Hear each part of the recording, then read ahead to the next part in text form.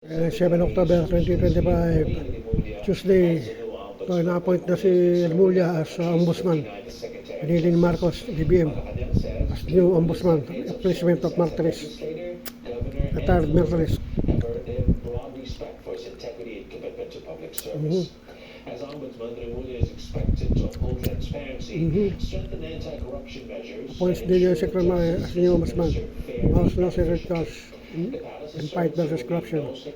And the new DOJ secretary will be announced as well later. his role in the arrest and surrender of former President Rodrigo Duterte to the International Criminal Court. Remulla succeeds Samuel Martires, whose term ended in July. Retired July. Secretary Remulla vowed transparency and a fight against the weaponization of the law once he assumes office. Transparency, more openness from the office. I think the people want to know. Gusto na malaman ng bayan na ginagawa ng ombudsman. Kaya, Ito si Remulla, bata ni BBM, mga kabitenyo, ni John Vic Remulla, kapatid. UP graduate din to, UP graduate.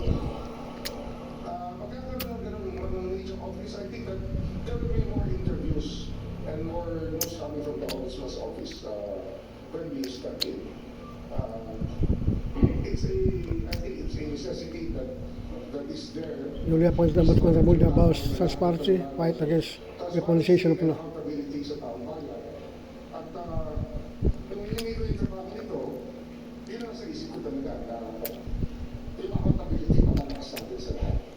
Doon sa iba pang mga tungkulin na pwede nating Yung missing sa Bungera, napabayaan na. ombudsman. Hindi lang naman ito sectorial. It also, as the voice of the people, yung mga kailangan gawin ng gobyerno ay dapat sinusubaybayan din ng ombudsman.